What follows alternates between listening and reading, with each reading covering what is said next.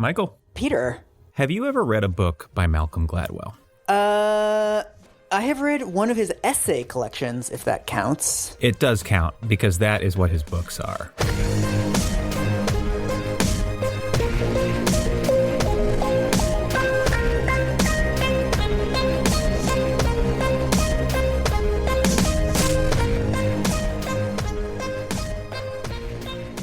I'm going into this with complicated feelings because I actually think that some of his early work is pretty good. Mm-hmm. I'm also very aware of the difference between the fact-checking standards at The New Yorker, which are legendarily high, and the fact-checking standards at major book publishers, which are non-existent. That's great analysis for someone who has never read a Malcolm Gladwell book. I'm trying to predict what you're getting me into with this. Well, I went into this thinking Gladwell was just sort of a bog standard pop science hack. Mm-hmm. I left it thinking that he is possibly an actual psychopath who doesn't believe in anything other than his own need for fame and approval. Now that you've spent 10,000 hours reading his work, you're an expert on it. So he's a journalist. He goes to the New Yorker in his early 30s. I think it's 1996, and he's just chugging along at the New Yorker until the year 2000. When he publishes The Tipping Point. Right. So in The Tipping Point, he posits a theory of how ideas spread across society. It says that they spread similarly to epidemics.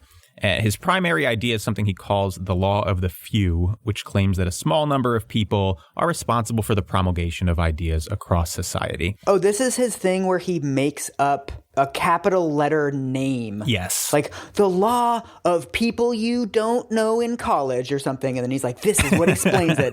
Yeah, it reminds me of a lot of academic papers that I've read where they make up these acronyms to make very ordinary things seem kind of exotic. Yeah. And what's interesting about Gladwell doing this is he's often repackaging another idea that already has a name. Like there's a very well-known principle in economics called the 80-20 rule. The idea that 80% of the work in a given situation is generally done by 20% of the people. Mm-hmm. Gladwell mentions this in The Tipping Point, and he sort of acts as if it supports the law of the few, when in reality, it is the law of the few, just described a little more accurately.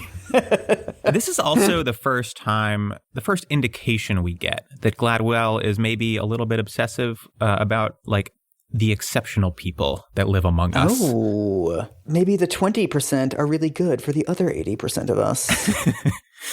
So The Tipping Point blows up. People love it. It ultimately ends up spending 8 years on the New York Times bestsellers list. No way. And catapults Gladwell to, he's chattering class royalty at this point. Yeah. In 2005, he drops Blink. The thesis of Blink is essentially that human intuition is such that our split-second impressions and decisions are often more accurate than more informed, thought-out decisions. Mm-hmm. So the book starts off with an example of an ancient Greek statue that was brought to a museum in California, and various experts had an initial impression that it was a forgery.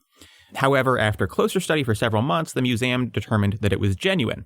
Now, it took a long time to prove it, but it turns out that the initial impression was probably right. It was likely a forgery. Ooh. Gladwell uses this and some other data and anecdotes to weave together this idea that first impressions contain these valuable bits of wisdom.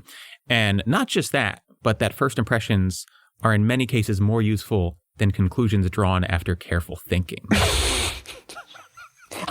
It's so perfect. It's such the perfect idea for that era, too, because I'm sure that if you go around the world and history looking for anecdotes that illustrate this principle, you'll find a lot of really good stories. Yeah. But it's like you can find a million good stories that illustrate that principle, but I'm sure if you looked for exactly the opposite conclusion, that we should never trust our first instincts, you would also find a bunch of really good stories. Yeah. So it's like it's not clear that there's actually a universal rule for on either side. It's just a bunch of stories. Exactly right. I mean, it's not that there's nothing to this. It's that Gladwell overstates this thesis, like, brutally.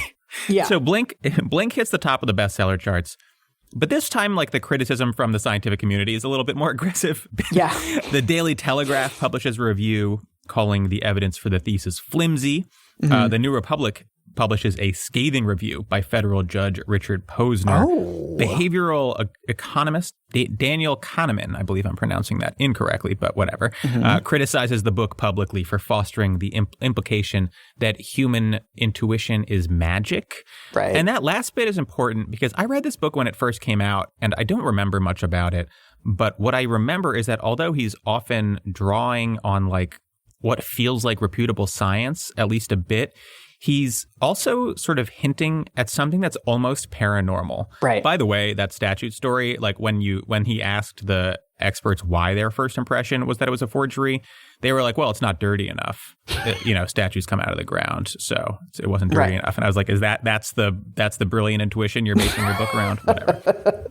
It's also, I mean, that's also such an interesting example too, because these are people who are experts. Right. It also seems really obvious that like my first impression of a statue would be completely worthless, whereas the first impression of somebody who's been looking at Greek statues for 30 years, theirs might actually be better than my considered response, but that's as a result of all of the training. So it's like, well, yeah, it depends. Exactly. Like that's the only real rule you can pull out of it. Right. And he does talk about that, right? Like it matters that they were experts. But by the time, this is a Gladwell thing that I'll talk about a bit more. By the time he adds all of his qualifiers, right, you're sort of like, well, yeah, well, then it doesn't mean anything, right? Then this thesis doesn't matter. It's not interesting. Right. And Blink is great because I'm just imagining someone living by this thesis, rolling with their gut instinct for everything.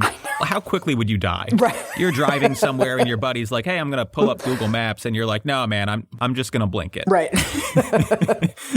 I almost wish that I had the energy to go back and read Blink for this because it's by far of his major books, it's got to be the dumbest thesis. Like you read it and you're like, what the fuck are you talking about? How is that? I'm a little bit disappointed in myself for not doing it. But at the same time, it was the right move. I know it was. It's funny that your first impression of the book Blink was actually incorrect. And it's only after reading it that you learned that it's full of shit. All right. Outliers. In 2008, Gladwell releases Outliers, The Story of Success. This is the book that this episode is about. And I'm going to present you with my best effort to sum up the thesis of Outliers. Here it is. Success is driven by a combination of luck and hard work. Meryl Streep voice, groundbreaking. Hold on. I am going to send you the back of the jacket, and I just want you to read the first two sentences. I feel like it's going to be a pull quote from like Oprah or something. It says, in understanding successful people, we have come to focus far too much on their intelligence and ambition and personality traits. Instead, Malcolm Gladwell argues in Outliers, we should look at the world that surrounds the successful, their culture, their family, their generation, and the idiosyncratic experiences of their upbringing. Oh, so it's like some fucked up genetic shit. We will be taking a very dark turn towards the end of this episode when we get to the, let's say, genetic legacy portion. Oh, we're 2 for 2 on dark turns for this podcast. So, the initial pitch is just like, you thought that rich and successful people 100% earned their social and economic position. Right. But Malcolm Gladwell is here to tell you that that's not entirely true.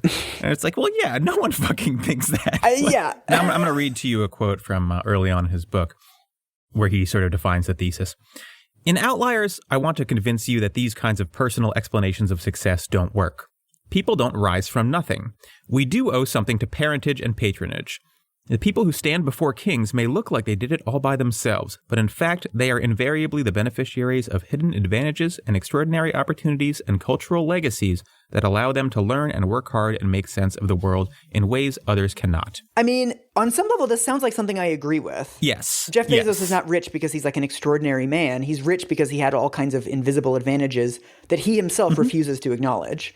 So on some level, it's like, yeah, there's like structural wind at the back of rich people. Yeah, I wanted to like this thesis. I'm very sympathetic to the basics because America is a very individualistic culture that lionizes people for their achievements. And it's nice to see pushback of any type against that. Right. But on the other hand, the ideas he's debunking are ideas that like no one to the left of Ayn Rand actually believes, right? Like I mentioned, his books are essentially a series of discrete essays, so I want to walk through the chapters. The first chapter is about how star Canadian hockey players almost all had birthdays in the first few months of the year. This is explained by the fact that the cutoff date for Canadian junior leagues was in January. Right. So what was happening was that at a young age, being a few months older is a big advantage. So the older kids in leagues were outperforming. Then in turn, they'd be selected for better teams, receive better coaching, have more resources dedicated to their development.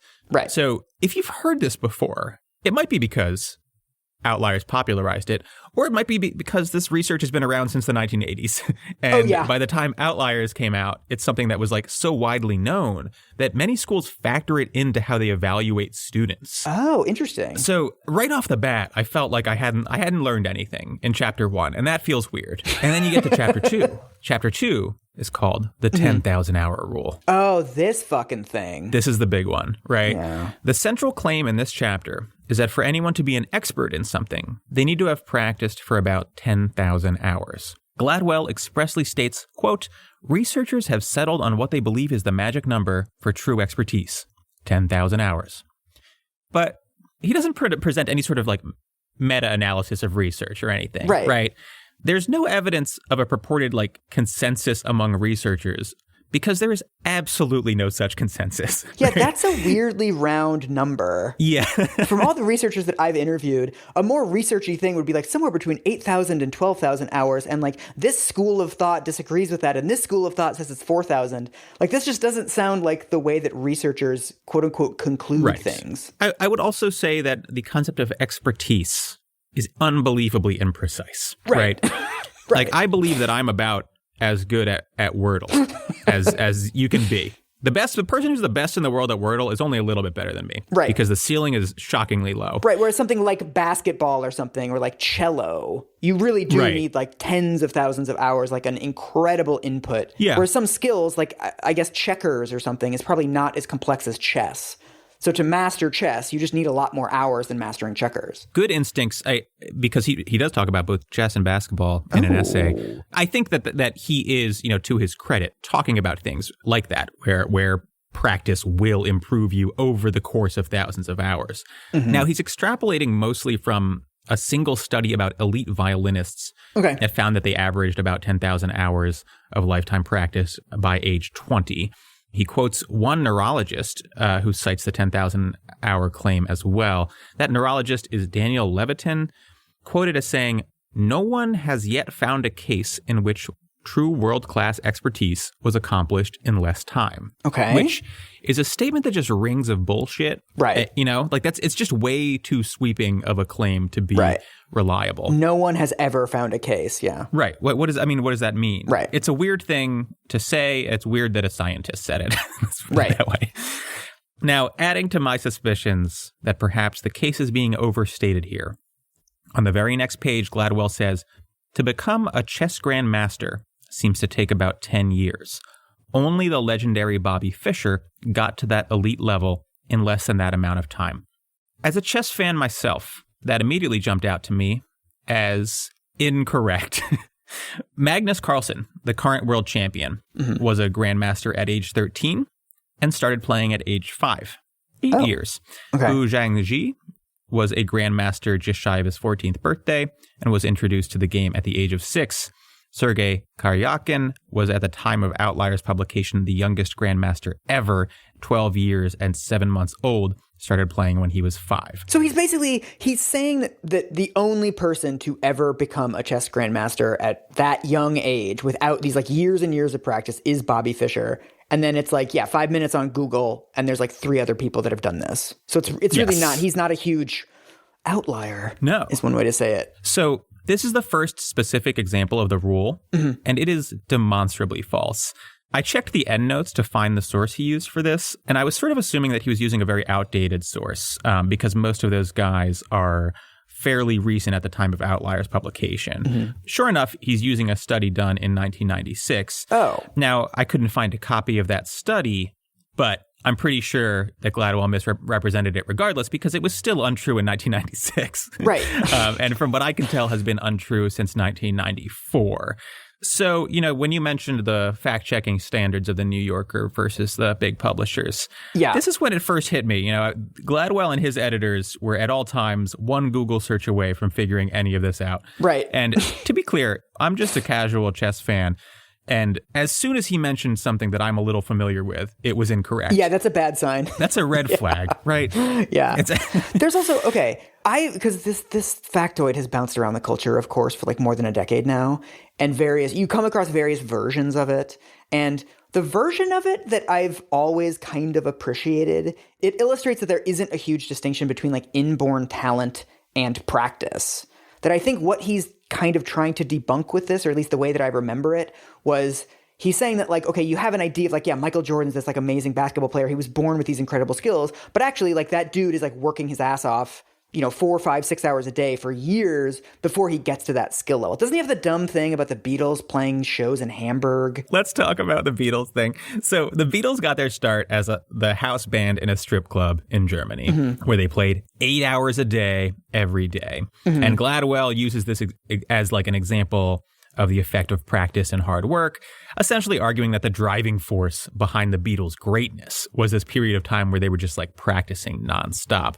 Right. A couple weird things here. Clearly, tons of successful music acts did not have this sort of experience, right? They were playing covers too, and like a lot of cover bands have not become the Beatles. And, even if you're using aggressive calculations, it looks like these gigs totaled somewhere between 1,000 and 2,000 hours. Okay. And maybe a good time to note that Gladwell's claim here frequently switches between being a very specific statement about the importance of like 10,000 or 10,000-ish hours of practice and a general statement that like a lot of practice will probably make you very good at stuff. Right. Right. And his ability to like seamlessly move from one of those claims to the other is what makes it feel like you're actually sort of learning something, because you're not paying attention to the fact that the basic claim here is like, if you practice 10,000 hours or so, you're going to be pretty fucking good. And it's like, yeah, man, I know. Yeah. I did not need a book about this. It's almost a surreal chapter to read, because like in hindsight, we know that this is the most influential chapter of the book, but there's not an ounce of insight in this, right? For anyone who even thinks about it for a second. It's bizarre. The last thing I'll say about this on the merits is that the guy who actually did the violin study that Gladwell essentially relies on to develop this, he calls Gladwell's chapter a provocative generalization, which I thought was... He still wants to get invited to Davos, whoever that scientist is. He's like, I don't want to burn any bridges, but like, this is bullshit. Right. I have this big picture complaint about the 10,000 hours idea, because like if you read the back of the jacket and the thesis that Gladwell is pushing in the early chapters, it sounds sort of progressive. He's pushing the idea that successful people are often the product of circumstance. And you can see a progressive angle to this chapter too, like you mentioned, right? That it's not just about innate talent, right? It's about hard work. But a lot of the framing in this chapter is that like successful people are extraordinarily hard workers. And you realize that big chunks of this book are actually a statement that we do live in somewhat of a meritocracy, right? Or at least that highly successful people tend to have earned their success in some way.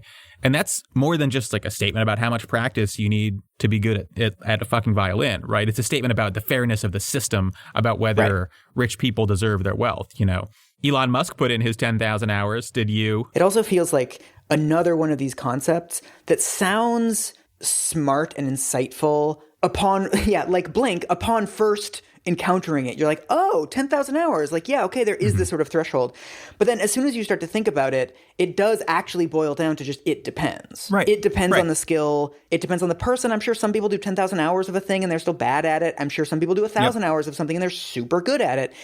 So even if you believe in the 10,000 hours thing, you're still going to have to go on a case-by-case basis to be like, oh, well, is this an interesting standard to apply? And by the time you've done that, you're just doing it on a case-by-case basis anyway. I think that's well put. I mean, this chapter has like a hallmark of Gladwell's books. They're marketed on the back of what sounds like a flashy and compelling thesis. But then when you get into it, there's a lot of qualifying and watering down of the thesis, right? Which from a scientific perspective is a reasonable thing to do.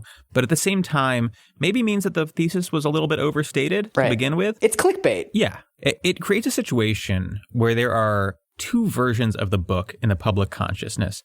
One is presented to the general public, and it's meant to draw in readers with like a punchy headline thesis. And the other is like this more holistic and scientifically defensible version of the book, which isn't really marketed, but Gladwell can fall back on it when his headline thesis is criticized.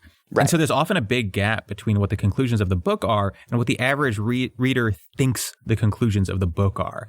There was an interview in 2019 with him where he talked about responding to critics, and he said, "I'm always struck by how the task of responding to critics is more often than not refuting the critic, but correcting the critic." Right. He will often respond to criticism by saying that the criticism oversimplifies his conclusions, and he's not always wrong. But the irony is that like the marketing and presentation of his book is itself predicated on oversimplified conclusions, and that is why it sells, right? Right. So he claims he's correcting these critics, but those critics are largely reacting to the thesis that Gladwell himself is sort of pitching to the public. I mean, I on some level, I actually feel a little bit of sympathy for Gladwell. I do think that he probably has like nuanced beliefs on all of these things. And on some level, you can say that like authors are not responsible for how the fucking airport markets their books. But then I also think that the book itself doesn't have the kind of rigor that you can really fall back on. Yeah. So there was a 2013 essay he published in The New Yorker responding to critics called Complexity and the 10,000 Hour Rule. There were various critics that pointed out that this is a rough average, very imprecise. Mm-hmm. And Gladwell sort of hastily admits that's true. He just responds by saying like, well, sure, but my real point was that the biggest difference between people who are good at something and people who are great at something is the amount they practice. Which like, okay, but if that was your real point, why do you name the chapter the 10,000 Hour Rule? Right. Some of his critics pointed to studies showing that people became chess masters and pro basketball players in other countries with far less than 10,000 hours of practice. And Gladwell says, okay, well, but chess master is a lower rank than chess grandmaster, and international basketball is easier to get into than the NBA. So they're not really experts. You're starting to see the development of like a circular logic, right? Takes 10,000 hours of practice to be an expert. And what defines an expert? 10,000 hours of practice. Right. So the next couple of chapters are actually, I think, the chapters that I liked the most. They are both called The Trouble with Geniuses, Part 1 and Part 2. The first chapter is essentially about the limits of the usefulness of IQ based on various findings that once you hit a certain threshold, the ability of IQ to predict your success in life starts to rapidly plateau. Oh, that's actually kind of interesting. Yeah, I thought it was fascinating. The second part is the same basic thesis, but it focuses on the plight of super high IQ guy Chris Langan. Mm-hmm. Gladwell sort of highlights this guy and points out that he lacks a sort of practical intelligence, which from what I can tell is sort of the same thing as emotional intelligence, the way that Gladwell presents it. Mm-hmm. The basic premise of this chapter is that this guy hasn't really done anything with his life, and Gladwell's trying to figure out why. Why is the smartest guy in the world just sort of fluttering about? He sort of cites a single study about parenting styles across different income groups and concludes that wealthier families tend to have more successful kids, which he attributes, at least in part, to learned behaviors that get passed down from parents who are more capable of navigating various important social situations that he says, someone like Chris Langan can't navigate because he didn't have that instruction or didn't have that model. Okay. So, basically 2 chapters to say IQ plateaus, which is cool, and then like rich kids do better than poor kids, which, okay. Groundbreaking. It's very weird to say that like rich kids are doing better than poor kids and then like say it's about like emotional intelligence. Right. The links between intelligence and financial status and success, like the literature on those things are just unbelievably vast. Yeah. And Gladwell barely touches it, right? These chapters are 40 pages that reference 2 or 3 studies and a bunch of cute little anecdotes. It's just like, there might be an interesting grain or two in here, but you're way out of your depth. There's also some like IQ stuff that is just sitting there ready to be debunked, like this bright flashing red light. Yeah. It's not clear to me that it's actually all that much of a paradox that somebody with a very high IQ would not necessarily be quote unquote successful in this societally defined way if you think of IQ as being really good at taking tests. Right. It's supposed to be this like generalized intelligence. But if you're then cutting out emotional intelligence from it and like social intelligence from it, then in what way is it generalized? We don't live in a world where we're all doing fucking calculus all day. Yeah. What you're really talking about is there are certain kinds of tests that he does very well on, but that's not the same as saying that he's smart in the way that term is used colloquially. To me, it says more about the concept of IQ than it says about this dude. Yeah, I mean, so what Gladwell is debunking is like the idea that if someone has a very high IQ, they would be automatically successful, both right. financially and like socially, right? And that's just not something that I think that intelligent people think about IQ. Yeah, I don't think anyone believes that. You know, that's something that like that might annoy like IQ purists, but who cares? Yeah. All right. There's a part 2 of the book. You're between chapters and it's like part 2, legacy. Okay. I was very confused at first. What he means is cultural legacy. Okay. This is the race science section of the book. Ooh, good. Get the calipers out. The next chapter is called Harlan, Kentucky, and it's about the tendencies toward violence in so-called cultures of honor. Okay. Gladwell basically says that, this accounts for many regional differences in violence and that Southerners are more violent than other people in certain circumstances. And that's the entire point of the chapter. Essentially, if you sort of trigger their sense of honor, Southerners are much more violent. In other situations, they're less violent. Okay. And I'm sort of like, where's he going, right? Where's all the momentum here going? And then you flip the page and you hit chapter 7, the ethnic theory of plane crashes. Oh, no. Oh, no. Oh, is this the fucking South Korean thing? Oh, yeah. You would literally crash a plane into a mountain because you didn't want to talk back to your superior or something? That is correct. Okay. Now, I want to say, before I got to this chapter, I wasn't sure about doing Outliers for the show. I was like, 10,000 hour rule, like, yeah, it's pop science bullshit, but is there enough here? And then I got to this and I was like, oh my God, this episode is on, we're fucking doing it.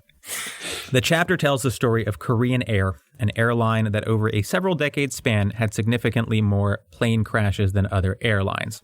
And as the chapter title suggests, Gladwell thinks that this is because they are Korean. Specifically, he says that there are certain Korean cultural norms of communication that make crashes more likely, including more indirect manners of speaking and deference towards people in authority. Okay. Essentially, a well-functioning plane requires consistent and clear communication among the crew and with air traffic control, and according to Gladwell, these cultural norms get in the way.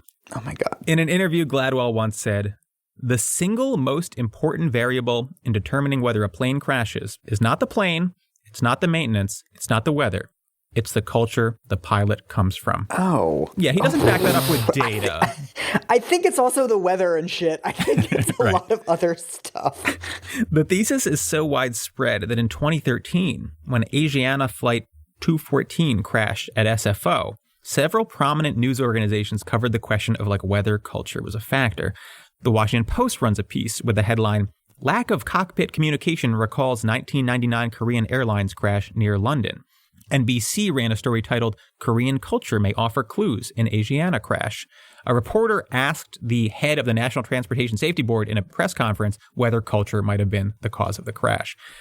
So you might notice that this is essentially an unfalsifiable thesis, right? Yeah. As Gladwell himself admits, airplane crashes are super rare, in large part because they require the confluence of events. It's not like it happens in movies where one engine blows up. You need bad equipment, bad weather, tired or inexperienced pilots, poor communication, all of that. Right. So the idea that you can sort of yank a specific conclusion about the role of culture out of all this, on its face, suspicious. But it gets worse as you dig in. One of the first Korean air crashes Gladwell cites is Flight 801 in 1978. That flight was shot down by a Russian fighter jet. Now, Gladwell even states this. He acknowledges that very quickly, but then he still folds it into this broader thesis about Korean flight crews and continues to count it as one of the plane crashes that he's talking about when he cites the number of plane crashes. Oh my God. He then goes on to list several other Korean air crashes throughout the 1980s, trying to make the case that something weird is happening with Korean Air. He does not give details about these flights, so I looked them all up. The very first one is a 1983 flight, Flight 7, that was also shot down by the Soviets.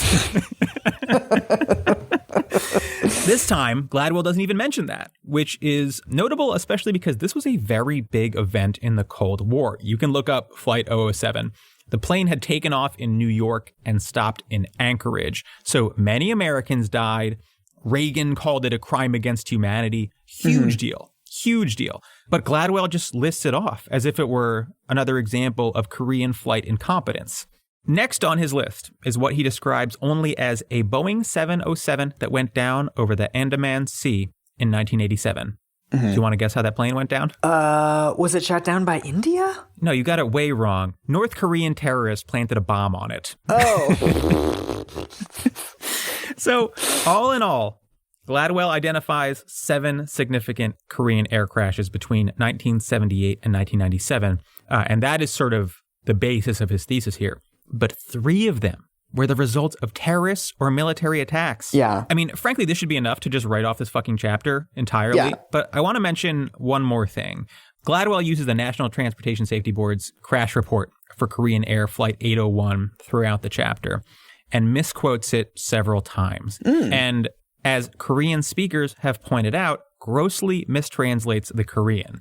The upshot is that Gladwell wants you to believe that the first officer sensed some danger due to the weather, but was so deferential to the captain that he didn't properly communicate it. In reality, Korean speakers who analyzed it said he very plainly told the captain that the weather was bad. I don't want to get into every little detail here, but a Korean-American blogger put it like this. This so-called interpretation of the pilot's true intentions is pure garbage.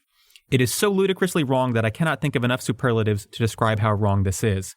Gladwell's exposition on Korean language is completely, definitely, utterly, entirely, 120% laughable to anyone who has spoken Korean in a professional setting. Wow. So what's the actual explanation for how the plane went down? It's just like straightforward pilot error. He had the information and he crashed anyway? I think that the bottom line with that one, and I looked into the other ones a bit, and it seems like if you look at the reports on the crashes, it was a combination of events, but circling around bad weather and a couple of poor decisions. Right. And that's basically it. It's not much more complicated than that. It's also a bigger problem, I think, existentially too, because if it actually was the case that the co-pilot knew this thing and didn't say anything because of deferentialness, even that is not necessarily a cultural explanation. That could also just be that individual happens to be very deferential. Absolutely. Like, let's put behind us the fact that this is unbelievably dishonest and that he full-on lies about half of these crashes, or at least gets them grossly wrong.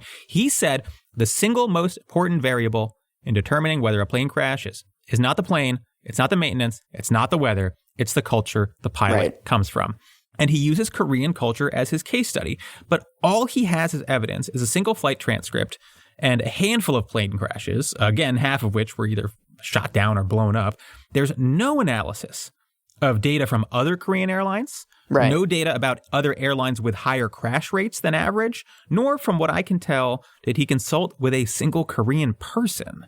Right. And finally, as Gladwell himself points out, reforms to internal training at Korean Air were able to completely remediate the Korean Air crash rate, which really undermines the idea that these ingrained cultural norms are playing a big role, right? The interesting thing about this too is that it's in this one, it's not like he's necessarily taking a body of scientific work, right? That there's a meta review of every plane crash or something. He's actually doing some sort of quasi academic study himself. He himself is going through the flights. But what's weird is if it's a pop science book, there's dozens of scholars who research this. People have logs of every single plane that's crashed, all the reasons. There's probably actually some interesting stuff there that we don't know about. And you could actually do some sort of comparative study of there's some cultures that are more collectivistic. There's others that are more individualistic. You could list those as a kind of on, where are they on that spectrum? And then say, because Germany is actually also very hierarchical.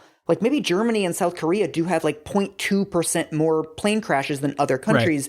And that might actually be partly a little bit due to their more hierarchical cultures or something. But you could actually do this in a scientific way. And someone probably has, honestly, because it's actually kind of an interesting question. Does culture play into plane crashes? Right. But instead of doing that or engaging with the literature at all, he's just being well, I found 6 crashes. Right. You said, maybe there's 0.2% more plane crashes. The problem with plane crash data is that planes almost never crash. Yeah, exactly. Yeah. We're talking about crash rates that are something like 4 out of every million flights for Korean Air. And that's extraordinarily high. Right. The sample sizes we're working with here are such that science almost can't be done. Yeah. I also just realized that this book is called Outliers, the Story of Success. And that this chapter is just about Korean people being bad at flying planes. That's a better chapter title, though. So, look, that was chapter 7, the ethnic theory of plane crashes. I figured we had hit rock bottom. And then I turned the page. Chapter 8, rice patties and math tests. Oh, we're back in Asia, aren't we? We are spending an extraordinary amount of time in Asia. It's only half the population of the planet, Peter. I don't see why some generalizations wouldn't be justified. Now, the thesis of chapter 8 is that you can track the purported success of Asians in mathematics to rice farming. Okay. He opens up talking about how important rice is in China. And then he moves on to a very different topic, Asian numbering systems. Mm-hmm. Now, before we go on, I want to note that the fluidity with which Gladwell switches between talking about China specifically and southern China specifically and Asia generally in this chapter is unreal. Now, he posits a very simple and somewhat compelling thesis here, predicated, of course, on actual researchers' work, which is that Asian numbering systems use simpler rules and simpler words than their Western counterparts, which seems to lead to Asian children developing their counting skills much faster than Western children, giving them a huge developmental head start in mathematics. Of course, I'm saying Asian numbering systems. We're really talking about Chinese numbering systems. And then, for reasons I genuinely cannot comprehend, he basically says, and also I think it might have something to do with rice farming. All of a sudden he's talking about how rice farming is very difficult and requires a lot of diligence and persistence. And those are all important in math. And rice farming was an integral part of society in southern China. And that helps explain why Asians are better at math. I want to accuse you of oversimplifying this because it sounds so unconvincing. I mean, the weird thing is that he mentions the numbering system. Mm-hmm. I thought he was just going to go in a completely different direction and that the rice patties thing was going to be some cute fucking anecdote that helps highlight why the numbering system works or something. Mm-hmm. But no, the only reason he mentions the numbering system, from what I can tell, is because his actual thesis is so off base that he has to put in what seems like a much more likely explanation so that if anyone ever says, what the fuck are you talking about with this rice patty bullshit? He can be like, well, it could also be the numbering system. Oh, right. I want to point out that there is absolutely no research or data presented to try to specifically tie rice farming to success in math. Like, one simple thing to do would be to look at people within Asia who farm rice and people who farm something else and compare their math scores. He does not do that. In fact, and here's the weird thing, he barely mentions math scores at all. The fact that Asians are good at math is supposed to be something that you already believe. Right. He mentions a single piece of research, the Trends in International Mathematics and Science Study. He notes that students from Japan, South Korea, Hong Kong, Singapore, and Taiwan all score high in math in that study. What you may notice is that China is not on that list, despite the fact that his entire spiel about rice farming is centered entirely around southern China. Let me pull out a footnote here where he explains this. Mainland China isn't on the list because China doesn't yet take part in the TIMSS study. But the fact that Taiwan and Hong Kong rank so highly suggests that the mainland would probably also do really well. What? So, okay. One quick thing to note is that both Hong Kong and Taiwan are tiny little rich islands. Right. Another thing you can pull from this is that Singapore, which is one of those top performing countries in the study, is not a rice farming country at all. Right. On the other end, Thailand is a country with large rice production, and they were actually one of the poorer scoring countries in the study. Indonesia, the third largest producer of rice in the world, performed even worse.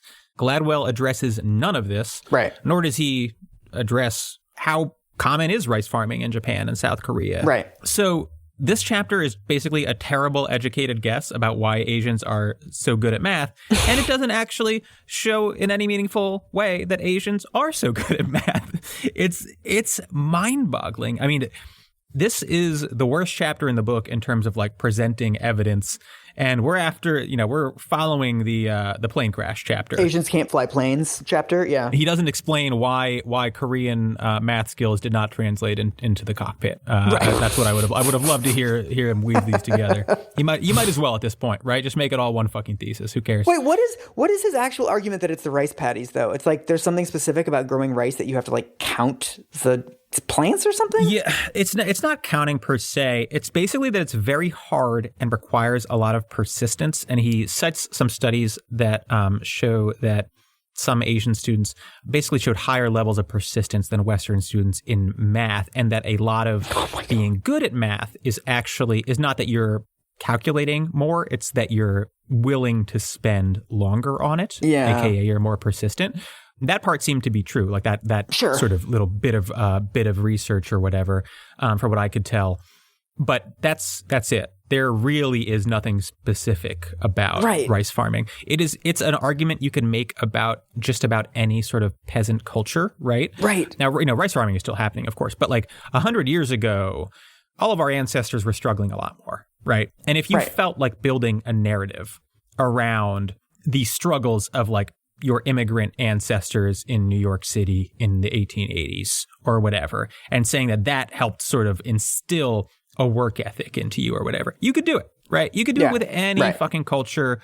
Everyone has a history of sort of working hard and persevering and whatever. That's a large chunk of why we're all alive. So I like truly don't understand why he latched onto rice paddies.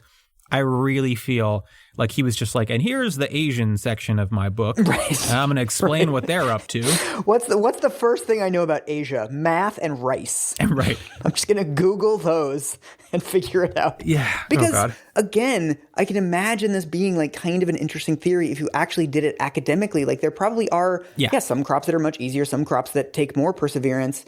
But surely rice is not like the most difficult crop in the whole world. No. So then you would look to other places that like, like maybe the far north or something where you basically can't grow anything. Life is really hard there. So like they should be super good at math, right? Right. But it's like he's not really doing any of the like basic comparative work that you would need to do to prove a cultural explanation. Yeah. I mean, look, he himself says, well, like wheat farming, like rice farming is a southern China thing. Wheat farming is much more common in the north. But he's just like, yeah, but we don't have that data. And it's like, well, you're going to need that data, bro. Like, I don't know. Come back to me when you have the data.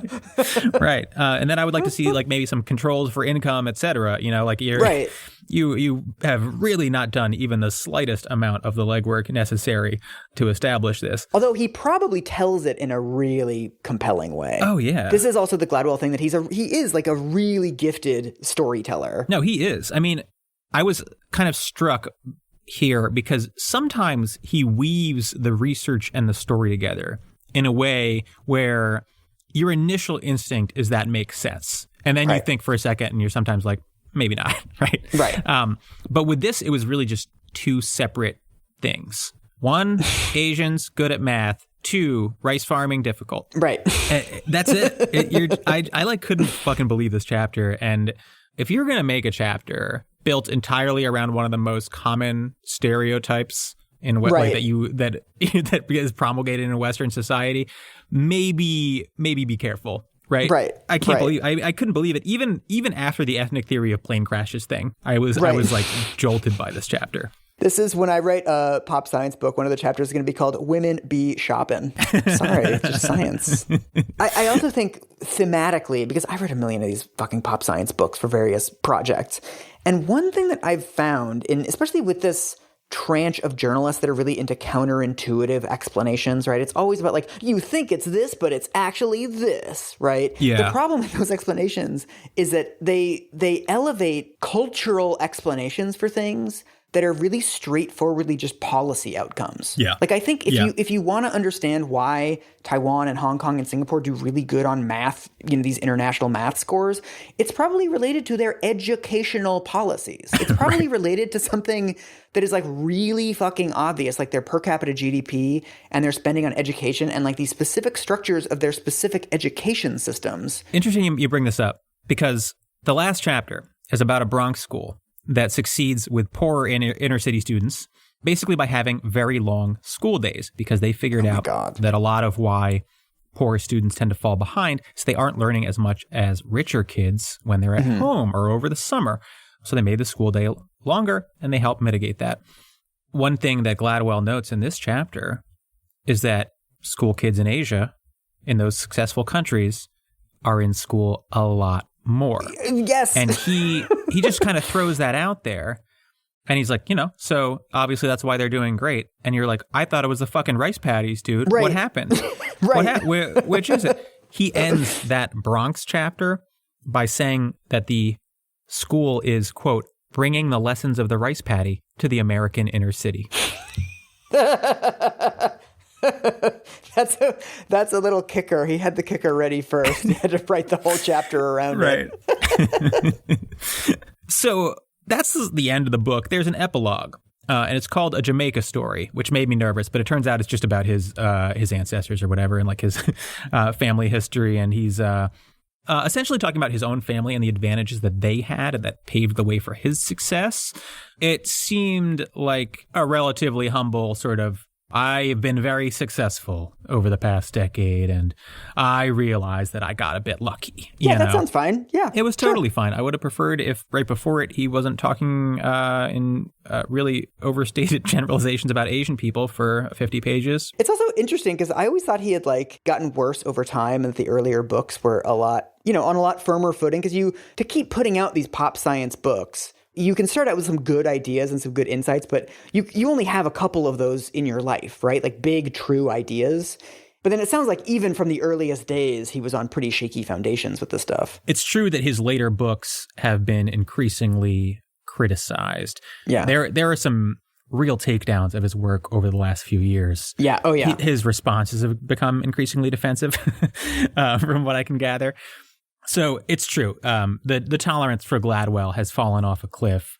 And I'm not sure if that's because it has gotten worse or people have just sort of gotten wise to it. Right. But I will tell you this. It was 2008 and this shit sucks. This shit sucks. Well, I'm stealing this from a tweet of yours that a lot of the general interest blogging that we had during like the blog glory days, a lot of those guys are getting cringier and cringier, partly because social media has exposed them to genuine expertise. Right. And I wonder if the end of the TED Talk era, which I think we're at like a post-TED world now, even though, of course, those things exist and pop science books still exist, the cultural hegemony that it used to have, I think is over, partly because if, he writes a book about like rice farming in southern China, someone who like studies rice farming in southern China can go on Twitter and be like, hello, this is what I do. Right. This is how this book is bullshit, in a way that the academics that were complaining about his books earlier were probably just like doing it at a cafeteria table with themselves and it wasn't really getting noticed. Yeah, I think that's definitely part of it. I also wonder, I was having a conversation with some Zoomers about some of like the mid-aughts racial comedy.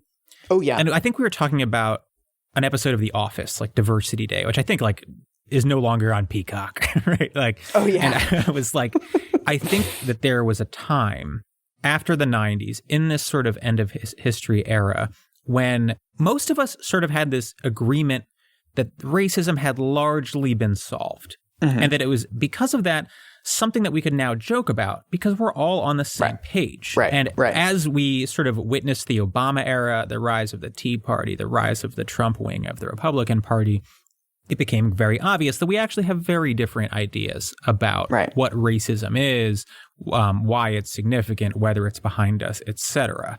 And that stuff became less acceptable. Right. And I see bits of that in Gladwell's discussions of like Asians being good at math. You probably wouldn't get away with this now because some editor would be like, Jesus, dude, is this sort of stereotyping necessary? Is it accurate, etc.? Back then, you're operating off the assumption that racism is really behind us. So let's talk about this shit, right? We can talk about it now. We can now admit that a lot of these stereotypes are true, rather than dismantling the stereotypes or thinking about why we believe they're true. Or actually even like doing basic work to investigate them, because it doesn't sound like he even did that. Well, I mean, injecting a little bit of nuance into it, right? It's not Asians are good at math. It's like a handful of largely small island countries that are very wealthy. Are performing very well on math tests. Is that really a mystery? I don't know that it is. Right. I do want to leave with one Gladwell quote, unrelated to this book. I don't remember much except being baffled as to who this Epstein guy was and why we were all on his plane.